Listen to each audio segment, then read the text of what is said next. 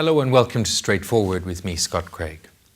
Just 1 year ago, Turkish TV was broadcasting images of clashes between fighters of the Kurdish Workers' Party, better known as the PKK, and Turkish forces. It was the latest breakout of violence in what's been a protracted and bloody 29-year-long conflict. Around 40,000 people are thought to have died in the fighting. But secret negotiations between the leader of the PKK, Abdullah Öcalan, in jail on an island near Istanbul, and Turkey's government has resulted in a ceasefire and the beginning of a phased withdrawal of PKK fighters to northern Iraq. That's due to be complete in October. But the agreement and pullout of PKK fighters raises a number of questions. Why now? What's in it for the PKK and the Kurds? And what about the wider regional implications?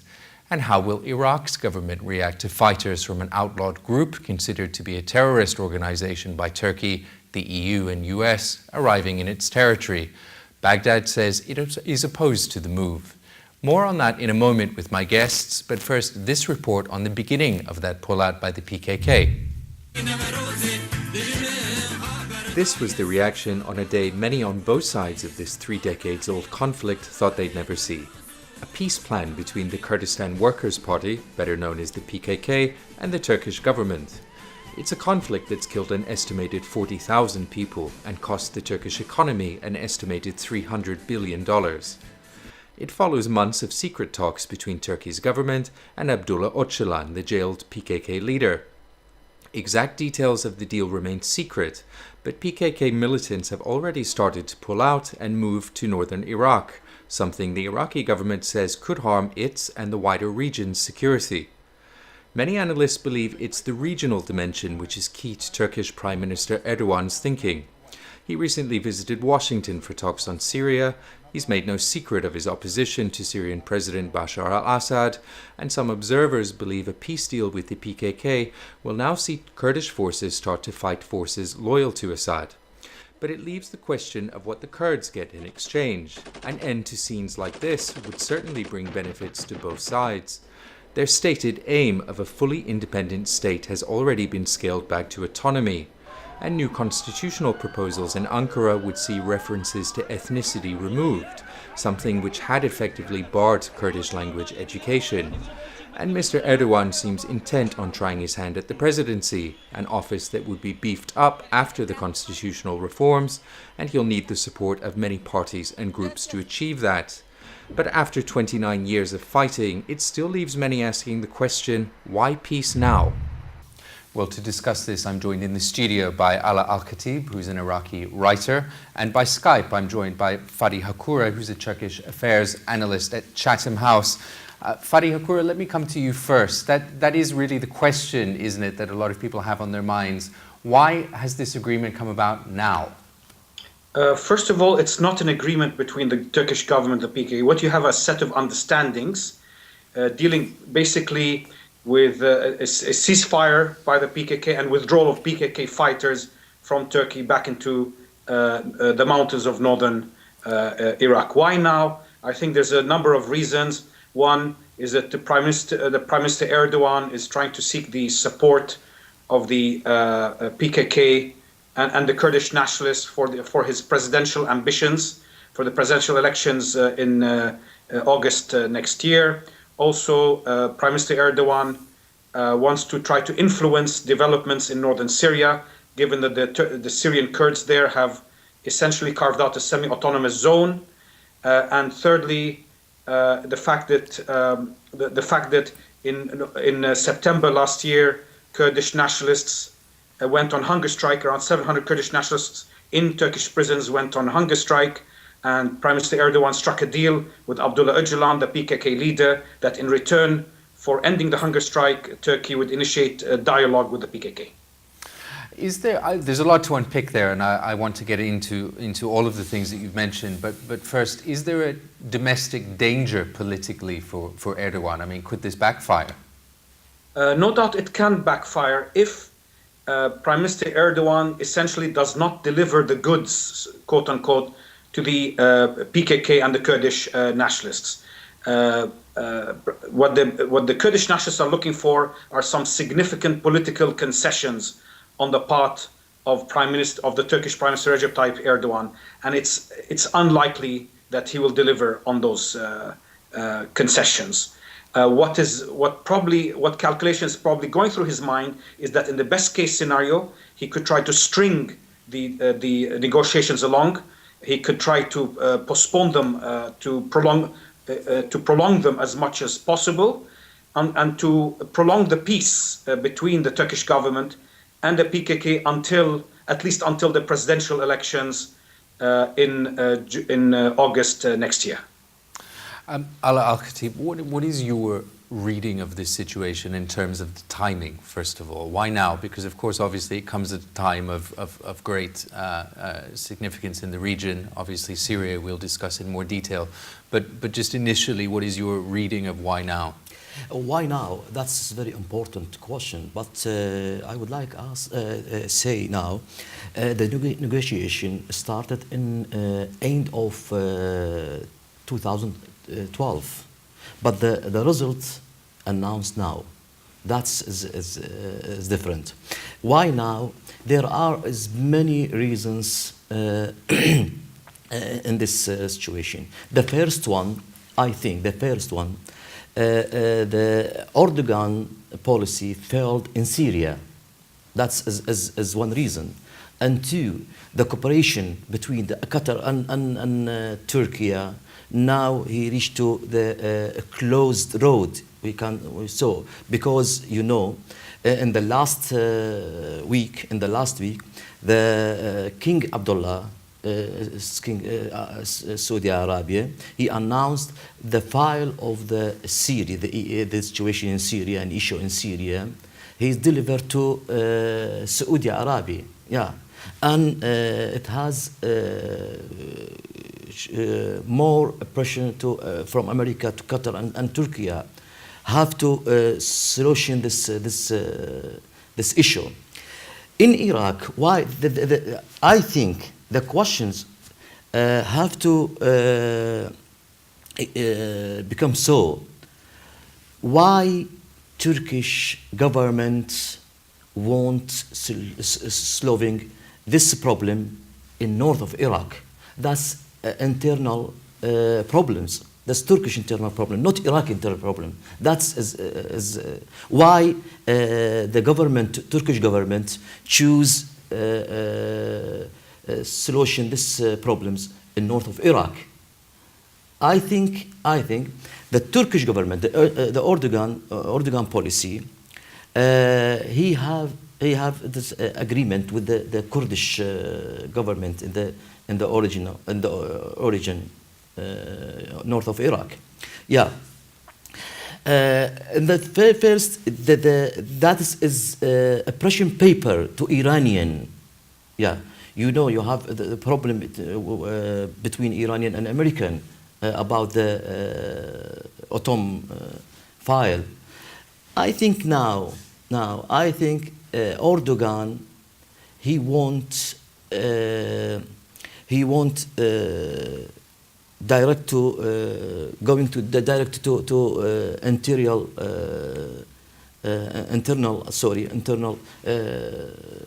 problems. The internal problems in Turkey.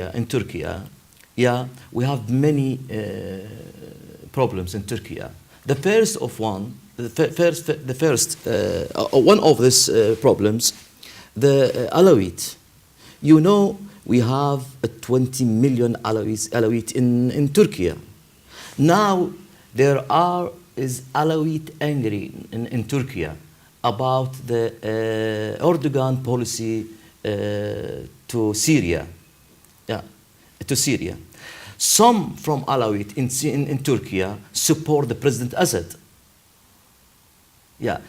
Erdogan, he won't improve his image in the in Turkey home.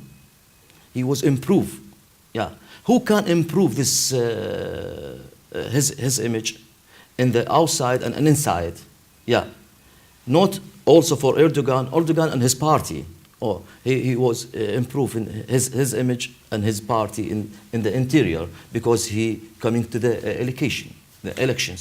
Yeah. A lot to unpick there as well. But Fadi Hakura, I think a lot of people will also be wondering this understanding that there now seems to be between the Turkish government and the PKK. What is actually in this for the Kurds? We know, we can see clearly what's in it for Turkey in the sense of bringing a decades-long campaign of violence, which has seen up to 40,000 people killed, to an end. What's really in it for the Kurds? Basically, the PKK, or the Kurdistan Workers' Party, gains the most valuable commodity, that is legitimacy and recognition by the Turkish government. Already when the Turkish government announced publicly that the Turkish state, in particular the Turkish intelligence services, are negotiating directly with the imprisoned PKK leader Abdullah Öcalan, then this bestowed recognition and legitimacy to the PKK, something that they have been fighting for the last 24, 25 years. And that's extremely important to the PKK.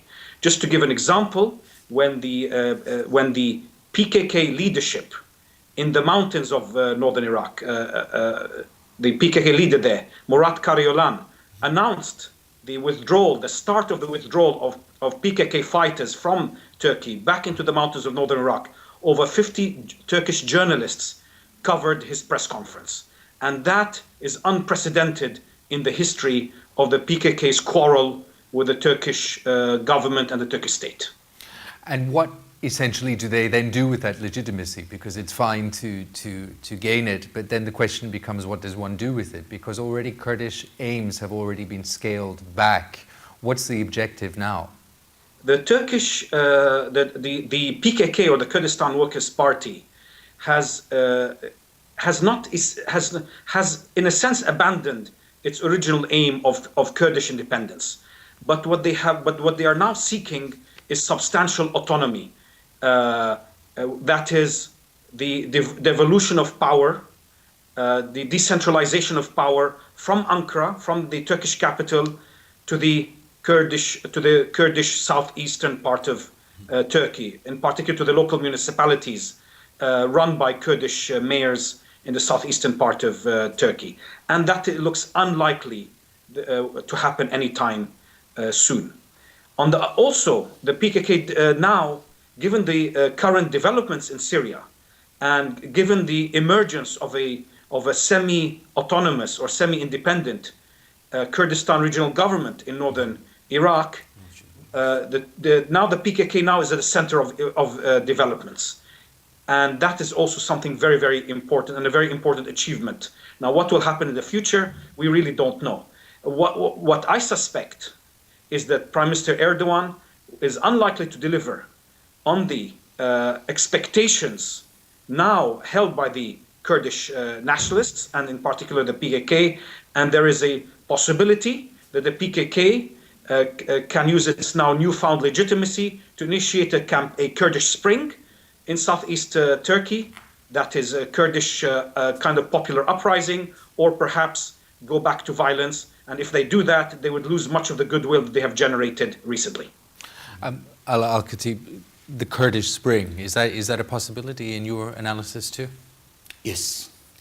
Now it's called a spring now. Yeah, because the region government in north of Iraq now consider as resource to all Kurdish in the area, not only in Turkey, also in Iran and in Syria. You see in the occasion of the Turkish and Syria, sorry, that more of the Syrian Kurdish coming to Iraq and open the I don't know.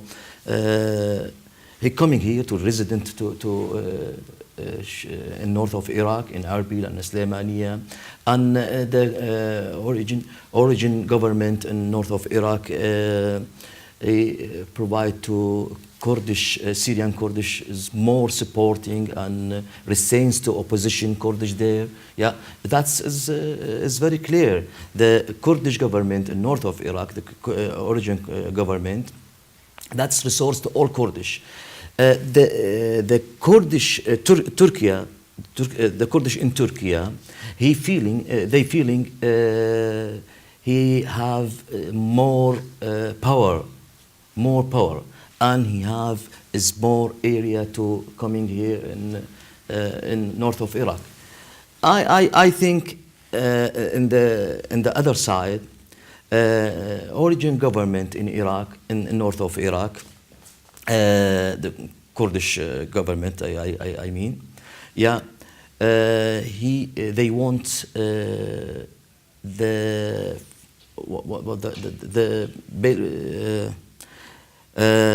in Kurdish, Turkish Kurdish, or Kurdish Turkish, I don't know what coming there and mix it with the Peshmerga and repair. And one is good force and good power in north of Iraq. That is very worrying to Iran and Turkey and Syria and also in the central government in Baghdad. I do want to talk much more about what this actually means for Iraq to have these PKK militants pouring into the country in a moment. But Fadi Hakura, in your analysis now, I mean, you've both mentioned Syria. Is there now a real possibility that the PKK militants might begin to fight forces loyal to Assad?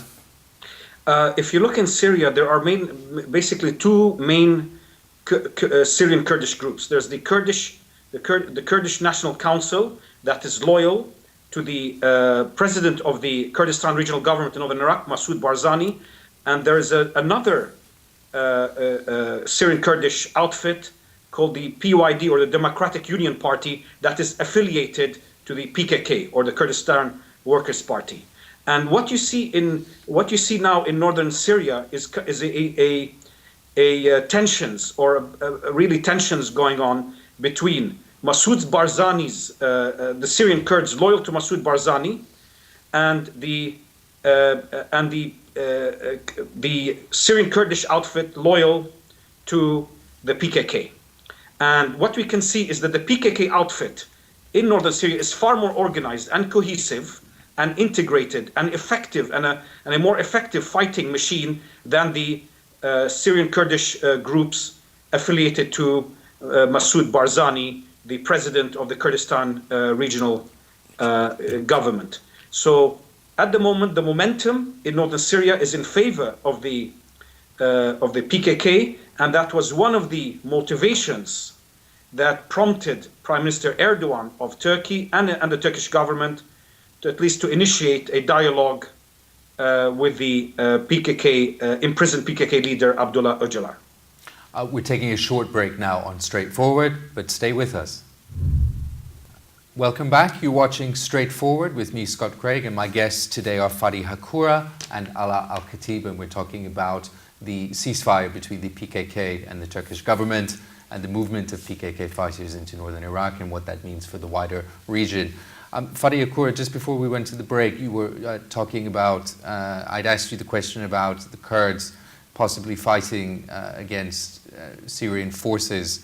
The description that you paint there is one which is possibly going to be ringing alarm bells in Damascus, isn't it?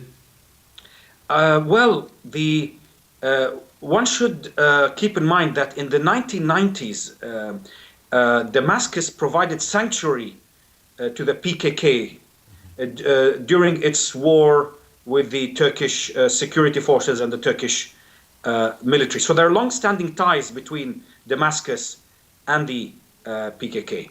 What has recently happened is that Bashar al-Assad's forces were strategically withdrew from northern Syria, given the concentration of Syrian opposition forces there, withdrew and essentially handed over a lot of the territory to the control of the Syrian Kurds, and that strategic retreat caused enormous consternation among Turkish policymakers in Ankara. Ala Al-Khatib, this Syrian dimension is a very important part of this story, as you both said. Yes. If the PKK were to start fighting Syrian forces, Does that have the potential to change the situation dramatically on the ground, the military situation, do you think? Of course, it's change this because the Kurdish, the PKK fight. If we want fighting in Syria, the PKK they have is more militaries and weapons and all of this who can coming to fighting with the Syrian forces. But I don't think that because the Erdogan policy failed in Syria. Why? In the border of Syria and Turkey, it became as a resource terrorism to Turkey and Iraq and also in Syria. Yeah, recent bombing in Ankara and Istanbul. That is very clear. That is a clear message to Erdogan and the government in Turkey. Yeah, because the Erdogan, when he support the terrorism in the border, and he opened to him the camping and he resents to them, and this reflects doing to in Ankara and Istanbul. Erdogan, I think now is afraid from this forces in the border. Yeah, he won't push it to outside the border, Turkey borders. Yeah, he wants solution this issue with the PKK, and he coming to border to Syria and Turkey border, and the solution this this bigger problem. And he made it.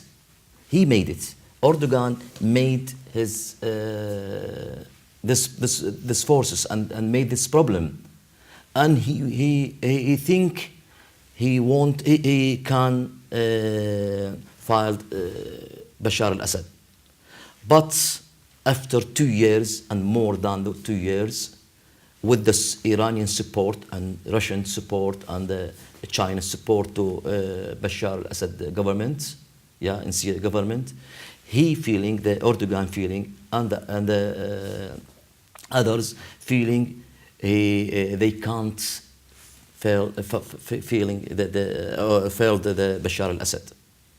What he doing now? Erdogan, what he doing now? Erdogan, he have one way. The way have to negotiation with the Abdullah Öcalan in the but also he announced Erdogan in same time the red line, the Abdullah Öcalan stay in the jail, he don't free. Yeah, that's a very important point in the negotiation between the PKK and the Turkish government. Fadi Hakura, Erdogan obviously was recently in Washington with President Obama, and they were both speaking about this understanding. And I thought the president's language was quite interesting. He said, obviously, while he welcomed this, he hoped it would be part of a wider democratic process and human rights process in Turkey. Is that a sort of backhanded compliment in a way? And should we be looking at this as part of a domestic reform package within Turkey? I think that President Obama supports, and he indicated very clearly that he supports the ongoing negotiations between the PKK leader Abdullah Öcalan and the Turkish government. I don't think that really it's a main issue in Washington at the moment. What's really on Washington's policy menu is Syria, is the nuclear capability in Iran, and what we also seeing the now ongoing growing tensions between the different sectarian groups in Iraq. I don't think that Obama devoted much attention to the issue of the ongoing negotiations between Turkish government and the PKK simply because that this is mostly a domestic matter in Turkey, where Washington does not have that much influence to change the dynamics. Is the time right now, Fadi, in your view, to take the PKK off the list of terrorist organizations? It's officially classified by the US and the EU and others as a terrorist organization. Is it now time to take them off that list? I think that it's too early to judge the outcome of the negotiations between the PKK and the Turkish government. My sense is that ultimately those negotiations are unlikely to lead to any substantive, long-term, durable and credible peace deal between the PKK and Kurdish nationalists on one hand and the Turkish government and Turkish nationalists on the other. Simply because the Turkish Prime Minister has not indicated publicly and unequivocally what deal or what concessions he is likely to deliver or is willing to deliver to Kurdish nationalists. What we have heard from the Prime Minister is in fact his unwillingness to deliver on those concessions. So, for example, the Turkish government is unlikely to pass an amnesty to release PKK and Kurdish nationalist prisoners from Turkish jails. So what we're likely to see more is focus is on the process rather than on the peace itself. I want to move on to look at this actually from the point of view of the Iraqi government. The Iraqi government has released a statement saying that they were unhappy. They don't accept the entry of armed groups into their territory, and that they worry that this could have an impact not only on Iraqi security but on the wider regional security as well. They do have a point, don't they? I mean, the Iraqi government has every right to worry about groups of armed militants essentially taking refuge in the northern part of its country. Of course, the Iraqi government is worried from this movement. That's because it's not normal, not from Turkey and from the origin government, Kurdistani government. Because we have more problems in Iraq. You know, we have a sectarian war in Iraq, or fighting. And then we have more problem in the south of east and then the north. And also we have problems with the origin government, between the central government in Baghdad and original government. I think the Iraqi government in Baghdad, he have right to this point. He have right to worry from this situation. Yeah, because the situation in the in origin situation is very bad. You know, Turkey and Jordan. Now in Jordan we have problem. This new problem in Jordan. Yes. There's a perception that the Kurdish regional government in the north of Iraq has essentially kept the situation fairly stable and fairly peaceful relative to the rest of the country. If you're sitting in Baghdad, you must be terribly worried now. Yeah, of course, yeah. But I think now in Iraqi government in Baghdad is weakness situation, not so strong, because he haven't any decision about this step in origin government. Yeah, but I think in the future, yeah, in the future, the Iraqi government he have more steps about this agreement between the Kurdish and Turkey and PKK and Kurdish, because we think, I am Iraqi people. I think that is internal problems. Why export to us? Why? Yeah. I wonder this question. I wonder why the Turkey, if you want solution the problem, export to us. We have more problems. We have enough problems. We have coming Turkish also. He put it the PKK problem to our land, in our country. Yeah, Fadi Hakura, in your view, in your analysis, is there a potential that the arrival of these PKK militants in the north of Iraq could increase sectarian violence or sectarian tensions in Iraq? I don't think that the withdrawal of PKK fighters or militants from Turkey into northern Iraq will affect the sectarian dynamics that much in Iraq, simply because those sectarian tensions were present in Iraq since decades. At the same time, also the PKK has been present in the mountains of northern Iraq for at least 30 years. So having a few more, 2,000 or 3,000 more PKK fighters in northern Iraq is unlikely to impact the political dynamics in the country. We've also been reading reports of energy deals or potential energy deals between Turkey and Iraq, the Kurdish regional government in Iraq. Is there some element of this, do you think, from the Turkish government's perspective that is at least linked in some way to trying to smooth the way for oil and gas exploration and deals? The Turkish government is very, very keen to conclude energy deals with the Kurdistan regional government of northern Iraq, simply because Turkey is an energy-hungry country. It pays around $60 billion a year to import energy principally from Iran and Russia. So it is very, very keen to diversify its energy resources. Nevertheless, I think that Turkey will unlikely be in a position to implement those energy deals it is concluding with the government, with the Kurdistan regional government, unless it has the blessing of Washington.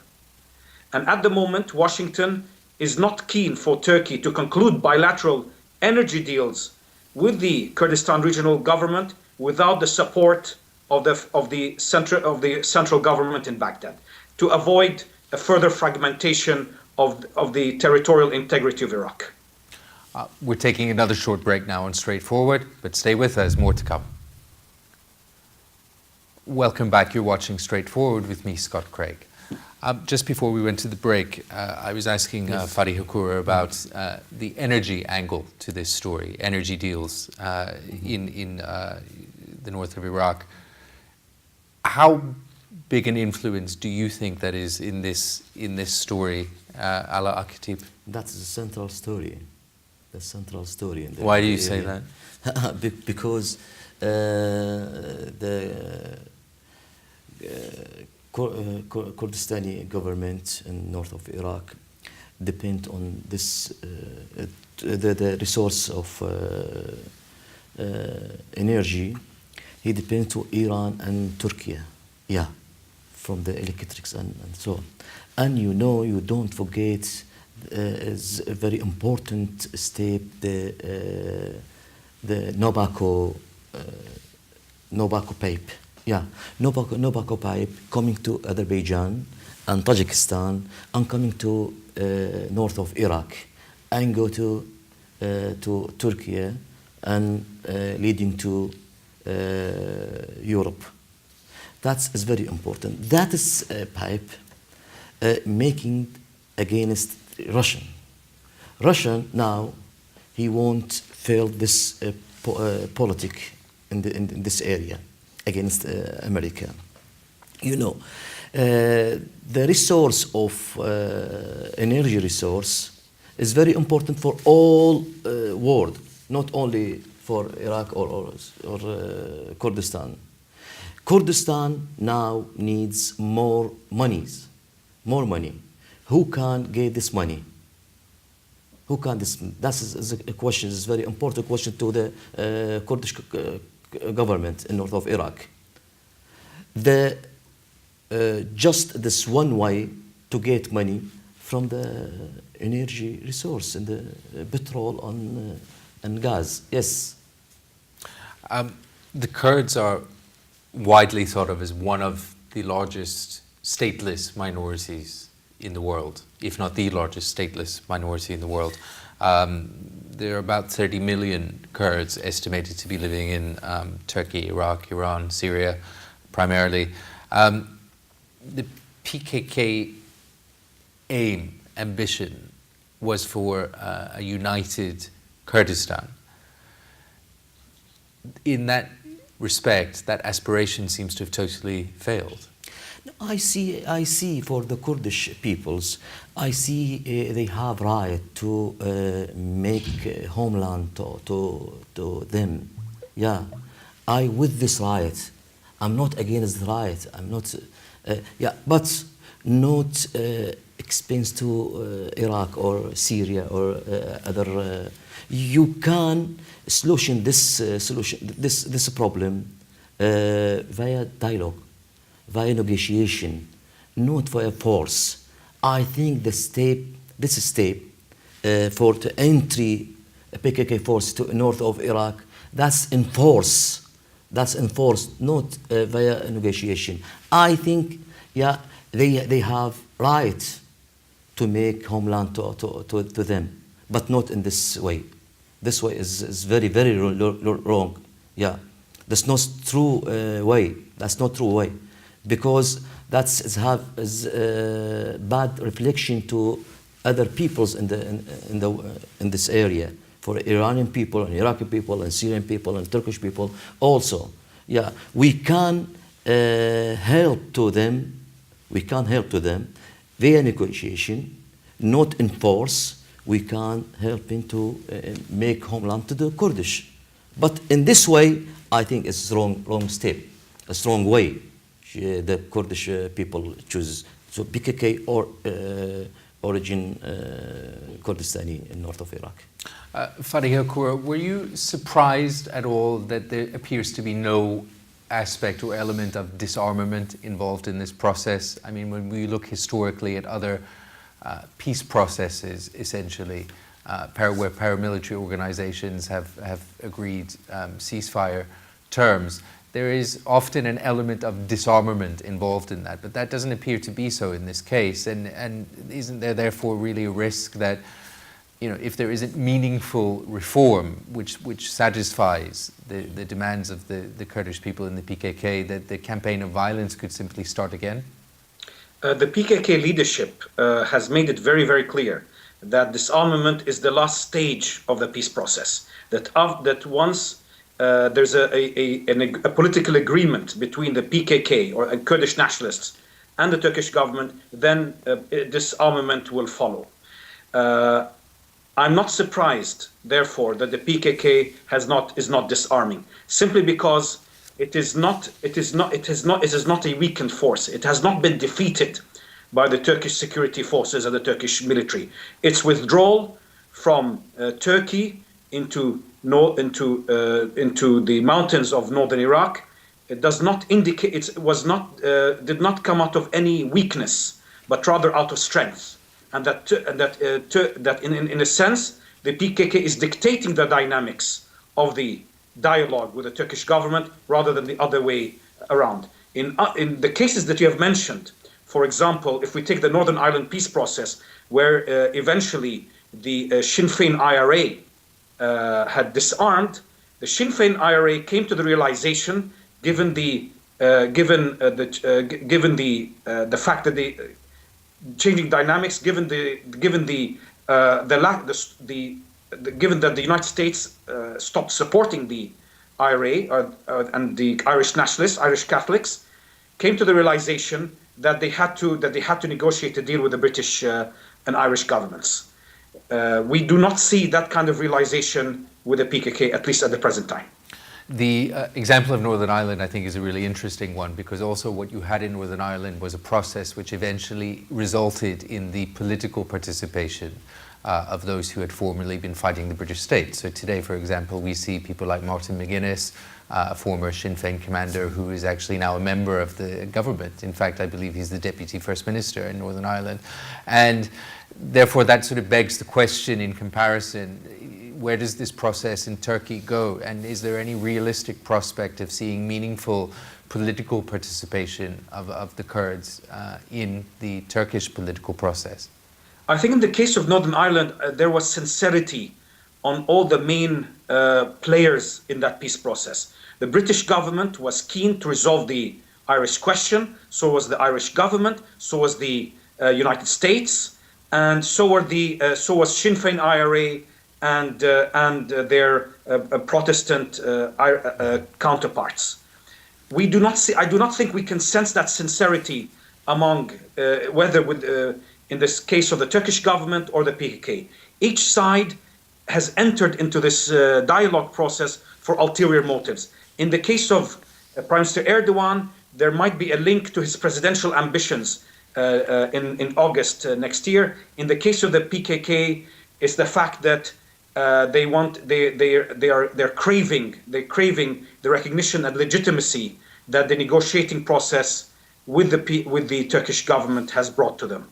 So the sincerity and that we saw in the case of Northern Ireland, I think it's clearly absent in the negotiations between the PKK and the Turkish government. Is there any aspect of this at all, in your view, that is linked to the EU membership bid, or is that essentially now a dead issue? I think that the European Union accession process is essentially on life support. It is comatose. It is neither officially dead but nor moving forward, and is not really a factor in the ongoing dialogue between the PKK and the Turkish government. Al-Khatib, where do we go from here? I mean, in terms of the Iraqi aspect of this story, if you're sitting in Baghdad looking at how to manage this situation, I mean, where do you go from here? Of course, I refuse this. Of course, I refuse this, because I think that's not the right way. Yeah, I say to you, that's not right way. Yeah, because that's not Iraqi problem. That's Turkish problem. But the problem that is yeah. But where are the Kurds supposed to go? I mean, that's the main issue, isn't it? In all of this, where do they go? Maybe go to America. Why go to Iraq? Yeah. Why not go to the Russian? Why go to Syria? Why coming to Iraq? That's the question. Why coming to Iraq? Yeah, because the Iraq weakness now. That's is very clear. Yeah. Why coming to Iraq? Why the Erdogan export this problem to us? That's the problem. That's the question. Why coming the PKK to us? That's his forces, not the normal people. The normal people, we welcome to normal people coming to Iraq, but the forces with the weapons, no. That's yeah. If I in Baghdad now, if I have decision in Baghdad now, I refuse this step. Do you Of think? course. Do you think that there should be a more applied international effort to try to find a solution to the problem of stateless Kurds? I mean, is this a problem that should be tackled at a more international level in terms of, as we see in terms of the Palestinian conflict, the Arab-Israeli conflict is obviously still unresolved, but there is a more internationalized effort, I think it's safe to say, in order to try to solve that problem.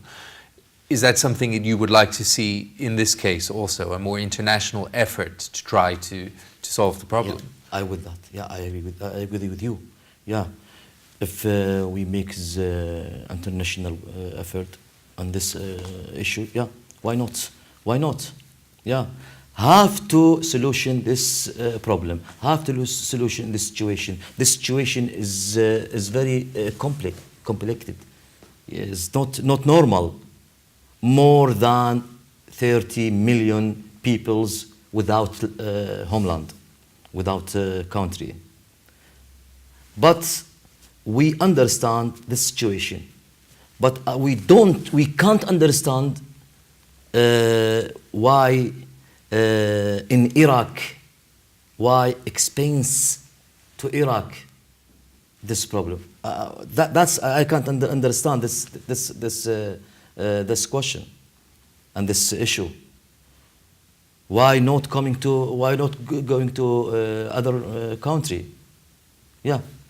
Fadi Hakoura, in terms of where things go from here, at what point, what is the next dangerous step whereby this process could eventually stop? I mean, in poker players will know that, you know, there comes a point at which you have to lay your cards on the table. At what point does that become something which is just not possible in this case? I mean, is Öcalan going to be set free? In terms of the amnesty for former PKK fighters, I mean, at what stage do you think there's a danger that this process could simply start to become unstuck? Simply when the PKK militants withdraw fully from Turkey back into the mountains of northern Iraq, and that's a process can take several months. Once that withdrawal process is complete, then the hard bargaining, the negotiations, the hard bargaining should begin between the Turkish government and the PKK. And that's when the PKK expects the Turkish government to deliver some substantial concessions. And there, I think there's a serious risk that the process could begin to fracture, simply because the Turkish political leadership is highly unlikely to deliver even marginally and on those even to deliver on the minimum expectations of Kurdish nationalists in Turkey. Which sort of begs the question then, therefore, of why begin this process if there's no realistic prospect for actually giving any of the concessions that you talk about that are a normal part of any peace process? I think that some very important political calculations was used by both sides to engage in this dialogue process. For Prime Minister Erdogan, he has already declared his intention to run for the direct presidential elections in August of next year. And in order for him to maximize his chances of winning, it would be beneficial if there's no violence between the Turkish security forces and the PKK. So if he is able to prolong this process, at least this peaceful atmosphere in the southeastern part of Turkey, as much as possible, and to string the negotiations along, then he will have really maximized the opportunities for him to win those presidential elections and become a very, very powerful and continue to be a powerful player in Turkish politics. And if that happens, then he would have succeeded, at least from a political point of view. So in a sense, it comes down to sheer naked political self-interest? That is unfortunately the dynamics throughout the Middle East, not just with Turkey and the PKK, but throughout the Middle East. Really, to understand the Middle East, the Middle East is not a region based on durable institutions or permanent alliances. It is really based on the convergence of interests and divergence of interests. So during the years of 2000s, for example, from 2000 to 2010, there was a close relationship between Baghdad, Tehran, Damascus, and Ankara. Now that is completely upended since the onset of the Arab Spring in December of 2010 and the implosion of Syria. That has completely changed.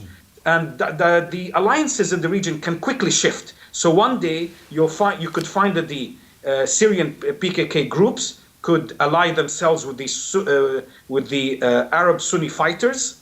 One day, another day they could ally themselves with Bashar al-Assad. The next day they could declare neutrality. There are no permanent alliances in the Middle East, unfortunately, and therefore it's very, very difficult to predict what will really happen in the near future. I'm afraid that's all we have time for today on this edition of Straightforward, but my thanks to my guests, Fadi Hakoura from Chatham House and Ala Al-Khatib, the writer. Don't forget, you can find out more about the show on our Facebook page or tweet us. We'd like to hear from you about what you think about today's program. But for now, from me and the rest of the team here at Straightforward, goodbye.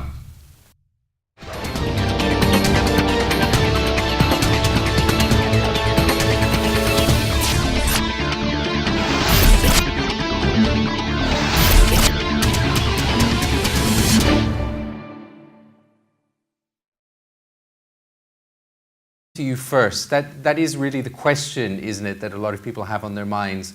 Why has this agreement come about now?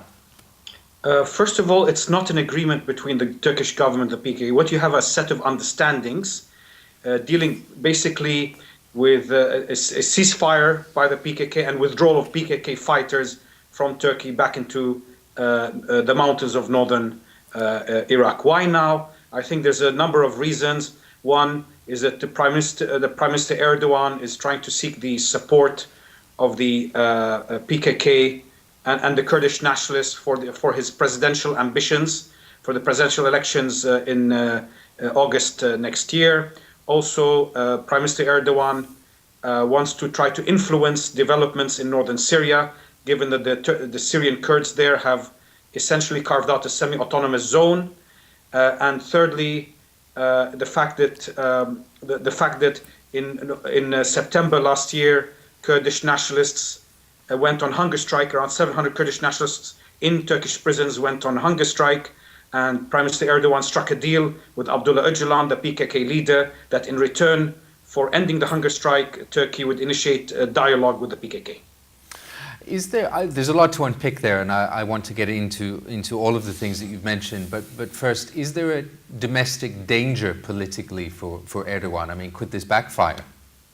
No doubt it can backfire if Prime Minister Erdogan essentially does not deliver the goods, quote unquote, to the PKK and the Kurdish nationalists.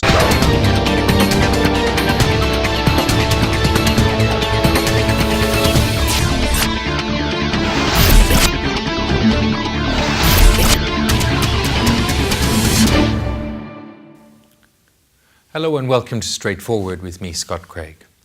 Just 1 year ago, Turkish TV was broadcasting images of clashes between fighters of the Kurdish Workers' Party, better known as the PKK, and Turkish forces. It was the latest breakout of violence in what's been a protracted and bloody 29-year-long conflict. Around 40,000 people are thought to have died in the fighting. But secret negotiations between the leader of the PKK, Abdullah Öcalan, in jail on an island near Istanbul, and Turkey's government has resulted in a ceasefire and the beginning of a phased withdrawal of PKK fighters to northern Iraq. That's due to be complete in October. But the agreement and pullout of PKK fighters raises a number of questions. Why now? What's in it for the PKK and the Kurds? And what about the wider regional implications? And how will Iraq's government react to fighters from an outlawed group considered to be a terrorist organization by Turkey, the EU and US arriving in its territory? Baghdad says it is opposed to the move.